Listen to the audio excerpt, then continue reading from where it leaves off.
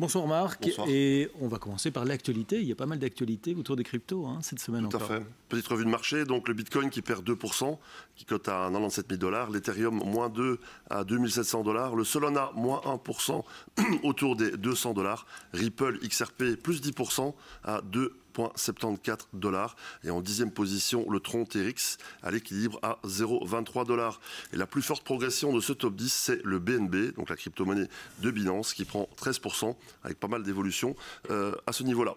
Dans les news de la semaine, donc l'analyse et perspective du Bitcoin donc pour février 2025, donc suite à la chute du dollar index donc cette semaine qui perdait 1,34%, ce qui a permis de soutenir le cours des crypto-monnaies. Le Bitcoin est toujours et encore dans son range, donc toujours entre les 91 000 $, gros support d'ailleurs qui est une très belle zone d'achat au passage, et les 100 000 $, la résistance. On attend toujours et on espère une cassure à la hausse dans les semaines à venir. Côté des projets américains, puisqu'on a un nouveau narratif depuis l'élection de Trump, America First, Crypto Second, Ondo et le projet crypto de Trump, WLFI, s'associent pour démocratiser les REA. Donc les REA, pour mémoire, c'est les Real World Assets, ou la tokenisation, donc la titrisation d'actifs. Et donc le projet de Trump, WLFI, devrait intégrer donc ces actifs REA, tokenisés de Ondo, donc pour aider à démocratiser et faciliter l'accès vers le monde décentralisé, donc la DeFi.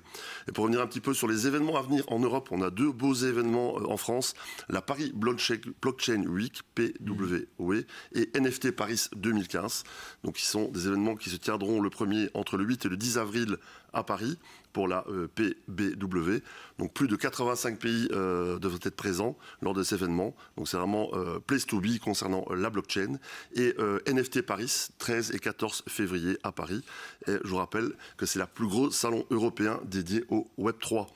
Et pour finir, de nouveau, pour des grosses sociétés et des grosses banques qui investissent dans la crypto, c'est Goldman Sachs qui continue d'accumuler donc des ETF crypto avec plus de 2 milliards de dollars, soit une augmentation de 120% de ces ETF dans la crypto. Et d'ailleurs, ils sont bullish sur les crypto-monnaies, ça tombe bien, moi aussi. Pour revenir sur le secteur de l'IA et de la blockchain. Alors voilà, quel lien justement entre l'IA et les cryptos? Voilà, justement, donc technologie. Ouais.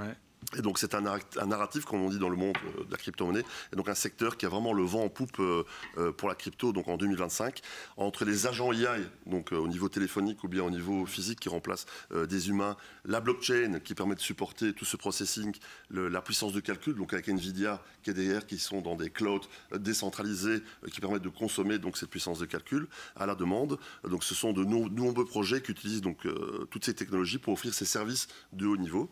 Et donc pour citer quelques leaders dans le domaine de l'IA au niveau de la crypto-monnaie et de la blockchain, il y a NIR Protocol, Tao, Bitsensor, RNDR et par exemple Cubic. Donc bien sûr, grand wording, attention aux scams, comme toujours. Si vous voyez un projet, donc do your own research, investiguez, regardez avant d'investir et toujours bien diversifié. Est-ce que que c'est un scam? Un scam, donc c'est une fraude ou une arnaque qu'il y a derrière. Et donc aussi toujours diversifié parce que regardez, voilà, avec l'effet DeepSeek, bon, le Nasdaq a perdu 3%, les cryptos en ont perdu 30% dans ce secteur-là. Il y a toujours beaucoup plus de volatilité, on a l'impression, dans les Exact. cryptos. Il y a moins de liquidité, donc dès qu'il y a des grands acteurs qui arrivent, ça bouge beaucoup plus fort. Et on a fait donc là le crash DeepSeek, qui était la plus grosse chute qu'on a eu dans les crypto-monnaies sur une journée. Et bien sûr, si vous avez fait all-in dans une crypto, quand vous voyez votre portefeuille qui perd 30%, ça fait mal au cœur.